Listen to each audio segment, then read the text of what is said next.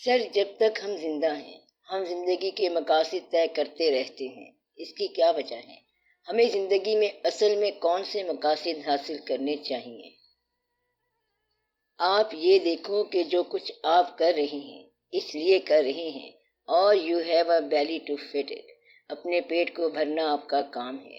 اس کے لیے آپ کا ایک پیشہ ہے جہاں سے مال مہیا ہوتا ہے، اور آپ کا لباس، خوراک اور مکان بنتا ہے۔ پھر آپ کو کوشش کرنی چاہیے کہ سماج میں آپ باعزت ہوں۔ اس کے لیے کوئی سیاست میں چلا جاتا ہے اور کوئی مسجد میں چلا جاتا ہے۔ اس طرح dealing the people and being acknowledged, یعنی لوگوں سے معاملہ کر کے آپ کو عزت ملتی ہے۔ یہ بھی لوگوں کا شوق ہوتا ہے کہ مجھے ایکنالج کیا جائے، اور اتنا گم نہ ہو جائے کہ پتہ نہ چلے کہ زندہ ہے یا نہیں ہے۔ پھر آپ کی ایک اور ضرورت ہے، یعنی آپ کی ذات اور تنہائی۔ تنہائی یہ ہے کہ آپ کا ضمیر آپ کو ملامت نہ کرے، اور آپ کا خیال اور احساس آپ کا ایمان ہے۔ اسے آگہی کہتے ہیں۔ اگر آگہی کا رخ اللہ کی طرف ہو اسے تو ایمان کہتے ہیں، اور یہ عرفان ہے۔ آگہی اگر دنیا کے لیے ہے تو یہ دانائی ہے اور ایمان نہیں ہے۔ دانائی صرف دانائی ہے، اخلاقیات ہے، یعنی کہ ساری جو مورلٹیز ہیں اگر اخلاقیات میں الہیات ملا دو تو یہ اسلامیات بنتی ہے۔ یعنی کہ سچ بولنا اچھی بات ہے، یہ اخلاقیات ہے، لیکن اگر سچ بولنا اللہ کے لیے ہے تو یہ اسلامیات ہے۔ اب ریفرنس اللہ بن گیا۔ اگر اللہ کہے کہ یہ سچ بھی جھوٹ ہے تو یہ جھوٹ ہوگا۔ ایک جگہ اللہ کا فرمان ہے کہ اے رسول صلی اللہ علیہ وآلہ وسلم، اگر منافقون آپ صلی اللہ علیہ وسلم کے پاس آئیں اور کہیں کہ ہم گواہی دیتے ہیں کہ آپ صلی اللہ علیہ وآلہ وسلم اللہ کے رسول ہیں، تو یہ بات سچ ہے کہ آپ صلی اللہ علیہ وآلہ وسلم اللہ کے رسول ہیں، مگر منافق جھوٹ بولتے ہیں۔ گویا کہ منافق کا بولا ہوا سچ بھی جھوٹ ہے، منافق کا صحیح فیصلہ بھی جھوٹ ہے۔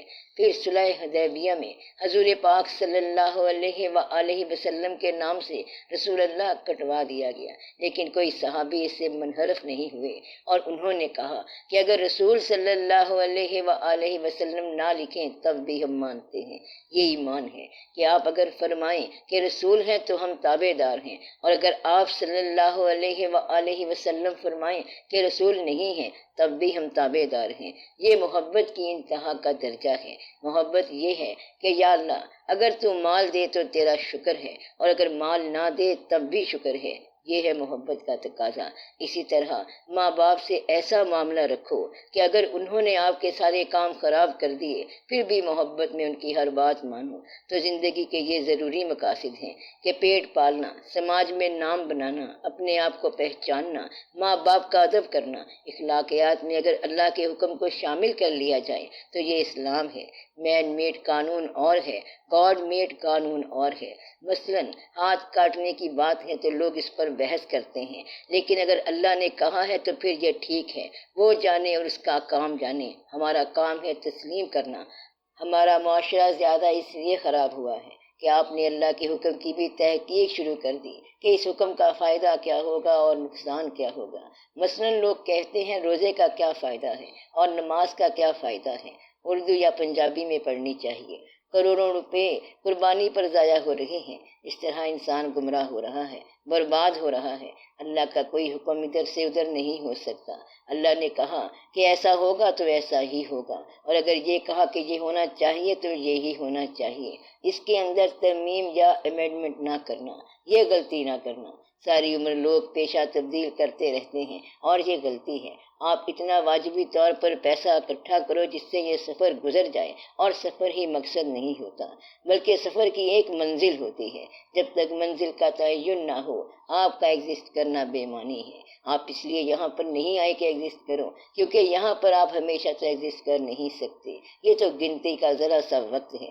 جس نے آپ کو بھیجا ہے اس نے ساتھ ہی واپسی کا ٹائم لکھا ہوا ہے۔ اس وقت آپ کو جانا پڑے گا۔ سارا کچھ واجبی طور پر کرنا ہے۔ اپنے اندر کو سنبھالو، اپنے اخلاق کو سنبھالو، کہیں اپنے ہاتھ سے کوئی غلط چیز نہ لکھ بیٹھنا، کہیں بیہیویئر غلط نہ کر بیٹھنا، مقدس رشتے نہ توڑ بیٹھنا۔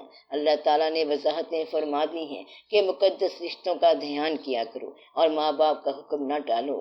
آپ ماں باپ بنو گے تو آپ کے لیے بھی یہی حکم ہوگا کہ آپ کی اولاد آپ کا کہنا مانے۔ اللہ کے کلام میں حکم ہے کہ غصہ نہ کیا کرو، معاف کر دیا کرو، اور جس نے انسانوں کو معاف کر دیا اس نے بہت اچھا کیا۔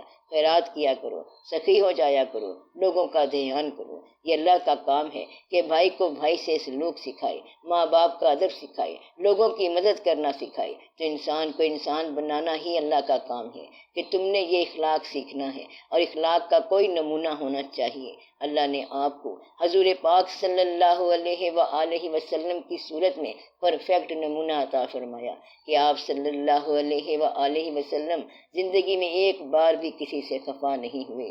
وادی طائف میں آپ صلی اللہ علیہ وسلم لہو لہان ہو گئے۔ خفا ہونے کا وقت تھا کیونکہ انہوں نے بہت نازیبا سلوک کیا تھا۔ اللہ نے کہا کہ آپ صلی اللہ علیہ وآلہ وسلم کہیں تو بستی کو اڑا دیا جائے، مگر آپ صلی اللہ علیہ وآلہ وسلم نے فرمایا کہ میں ان لوگوں کے لیے دعا کرتا ہوں کہ اگر یہ نہیں تو ان کی اولادیں نیک ہو جائیں گی۔ یہ سن کر رحمت للعالمین نے ہنس کے فرمایا کہ میں اس دہر میں قہر و غضب بن کر نہیں آیا۔ آپ صلی اللہ علیہ وسلم نے کسی پر قہر نہیں کیا۔ رحمت وہی ہوتا ہے جس سے قہر نہ ہو۔ ہم آپ کو رحمت کا سبق دے رہے ہیں، بلکہ رحمت عالم کا سبق دے رہے ہیں۔ حضور پاک صلی اللہ علیہ وآلہ وسلم کے غلام ہونے کی حیثیت سے آپ کا اور کوئی کام نہیں بنتا کہ آپ رحمت کے علاوہ ہو جائیں۔ اگر کوئی آپ کو ناراض کرے تو آپ کہیں کہ ہم تو حضور پاک صلی اللہ علیہ وآلہ وسلم کے غلام ہیں، ہم ناراض کیسے ہو سکتے ہیں؟ چلو جاؤ، ہم نے تمہیں معاف کیا۔ مدعا یہ کہ یہ ہے اخلاق محمدی صلی اللہ علیہ وآلہ وسلم۔ آپ اس اخلاق کے مطابق چلو اور لمبا چوڑا علم حاصل نہ کرنا۔ علم کی تعریف یہ ہے کہ علم وہ ہے جو عمل میں آ جائے، علاوہ ازیں سارا ہی بوجھ ہے۔ اگر آپ کا علم عمل میں نہیں آیا تو آپ کا حشر اس گدھے جیسا ہوگا جس پر کتابیں لدی ہوں۔ کتابوں کا بوجھ لے کر کوئی دانا نہیں ہوتا۔ دانائی یہ ہے کہ آپ عمل کرو، آپ کا عمل آپ کے علم کے تابع ہو۔ اگر علم عمل کے تابع نہیں ہے تو پھر یہ نفس کا عمل ہے اور نفس کی سزا بڑی سخت ہے۔ آج کے بعد آپ ٹھیک ہو جاؤ، ہم آپ کو وارننگ دے رہے ہیں اس وقت کی جب یہ وقت آپ کے ہاتھ میں نہیں ہوگا، کیونکہ ایک ایسا وقت آنے والا ہے جب کوئی نہیں ہوگا۔ آپ کا بچپن کل کی بات ہے، مانوس چہرے چلے گئے، آپ کا یہ چہرہ کب تک رہے گا؟ وقت تیزی سے اس طرح گزر رہا ہے کہ اس کے ٹھہرنے کا امکان ہی نہیں ہے۔ اس وقت کے اندر آپ توبہ کر سکتے ہیں اور اپنے بیہیویئر کو چینج کر سکتے ہیں۔ اللہ سے یہ کہہ سکتے ہیں کہ مجھ سے غلطی نہ ہو، بزرگوں کے ادب میں غلطی نہ ہو، علم سے روگردانی نہ ہو۔ یا اللہ مجھے تیرے حکم کے مطابق چلنے کی توفیق مل جائے، میرے اندر انا نہ بنے، لالچ نہ آئے، بغض نہ آئے، انتقام نہ آئے، مجھے معاف کرنے والا بنا، بخش دینے والا بنا۔ لوگوں کو معاف کر کے بے شک بے وقوف بن جاؤ، لیکن یہ سب بڑی دانائی ہے۔ مثلاً اگر بھائی مکان یا کوئی اور چیز مانگ رہا ہے اور آپ نے اسے مارا تو دراصل آپ نے اپنے ماں باپ کو مارا، کیونکہ وہ آپ کے ماں باپ کی بیسٹ کریشن ہے جس سے آپ جھگڑا کر رہے ہیں۔ جس طرح ماں باپ کے لیے آپ اعلیٰ ہیں وہ بھی اعلیٰ ہیں۔ بہن بھائی آدھے ماں باپ ہوتے ہیں، اور میں نے پہلے بھی کہا ہے کہ جن کو غم دے کے جانا ہے ان کو خوشی دے کے جاؤ، اور خوشبو بند نہ کرو، خوشبو جاری رہے، کیونکہ آپ کا کام خوشبو دینا ہے۔ آپ کا کام ہے رحمت کے تابع رہنا، آپ کا کام ہے حضور پاک صلی اللہ علیہ وآلہ وسلم سے محبت کرنا۔ اگر کوئی حضور پاک صلی اللہ علیہ وآلہ وسلم سے محبت کرتا ہے اور فقیروں سے محبت کرتا ہے اور دل میں بغض رکھتا ہے تو وہ نکلی ہے، کیونکہ حضور پاک صلی اللہ علیہ وسلم کی محبت جس دل میں آ جائے تو اس دل میں نفرت نہیں آنی چاہیے۔ اگر نفرت ہے تو محبت جھوٹی ہے، کیونکہ ایسا شخص نفرت کے لیے نہیں بنا ہوتا بلکہ محبت کے لیے بنا ہوتا ہے، اور محبت میں محو ہو جاتا ہے۔ وہ اس قدر محو ہوتا ہے کہ اسے کچھ پتہ نہیں ہوتا۔ ایک شخص نماز پڑھ رہا تھا اور مجنوں آگے سے گزر گیا۔ اس نے مجنوں سے کہا، تو نے آگے سے گزر کر میری نماز خراب کر دی۔ مجنوں نے کہا، تو اللہ کی نماز پڑھ رہا تھا اور مجھے بھی دیکھ رہا تھا۔ میں جب لیلا کے خیال میں ہوتا ہوں تو دنیا ادھر کی ادھر ہو جائے مجھے کچھ فرق نہیں پڑتا۔ یہ ہے محویت۔ اور وہ جو خدا کی نماز پڑھ رہا تھا اس کو دیکھو۔ جو آدمی یہ دعویٰ کرتا ہے کہ وہ اللہ سے محبت کرتا ہے، اللہ کے حبیب پاک صلی اللہ علیہ وآلہ وسلم سے محبت کرتا ہے اور فقراء کرام سے محبت کرتا ہے اور محبت کے انسٹرومنٹس تباہ کرتا ہے، یعنی محبت کے ذرائع تباہ کرتا ہے، تو وہ کیا محبت کرتا ہے؟ تو محبت جو ہے وہ آل راؤنڈ ہونی چاہیے، ادب بھی آل راؤنڈ ہونا چاہیے، ہر شے آل راؤنڈ ہونی چاہیے، یعنی مکمل ہونی چاہیے۔ تو آپ کے بیہیویئر میں ایک کنسسٹنسی ہونی چاہیے، یعنی جہاں ایمان کمزور ہونے کی اجازت ہو سکتی ہے وہاں بھی ایمان کمزور نہیں ہونا چاہیے۔ اس لیے آج سے یہ فیصلہ کرو، وگرنہ تو اپنا بھی وقت ضائع کرو گے اور میرا بھی۔ اپنا بیہیویئر ایسا رکھو کہ کوئی گلہ کرنے والا نہ ہو، ماں راضی ہو اور باپ راضی ہو، تاکہ آپ کی قبر راضی ہو جائے اور آپ کو ٹائٹ نہ کرے، کیونکہ ماں باپ دعا کریں تو قبر کی تنگی ختم ہو جاتی ہے، ماں کی دعا سے قبر کا عذاب ٹل جاتا ہے۔ ایک مرتبہ حضور پاک صلی اللہ علیہ وآلہ وسلم قبرستان میں گئے تو ایک قبر کے پاس کھڑے ہو گئے۔ آپ صلی اللہ علیہ وسلم نے پوچھا یہ کس کی قبر ہے؟ صحابہ کرام رضی اللہ تعالیٰ عنہ نے کہا یہ فلاں آدمی کی قبر ہے۔ آپ نے پوچھا اس کا آگے پیچھے کوئی زندہ ہے؟ انہوں نے کہا اس کی ماں زندہ ہے۔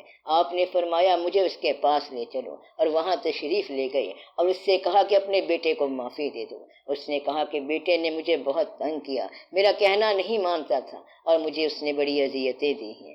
آپ صلی اللہ علیہ وآلہ وسلم نے فرمایا میرے ساتھ قبرستان چلو۔ جب ماں نے اپنے بیٹے کو عذاب میں دیکھا تو فوراً معاف کر دیا اور عذاب ختم ہو گیا۔ تو ماں ایک ایسی ہستی ہے جو ہر حال میں معاف کر دیتی ہے۔ ماں باپ وہ ہیں جو آپ کو تکلیف میں نہیں دیکھ سکتے۔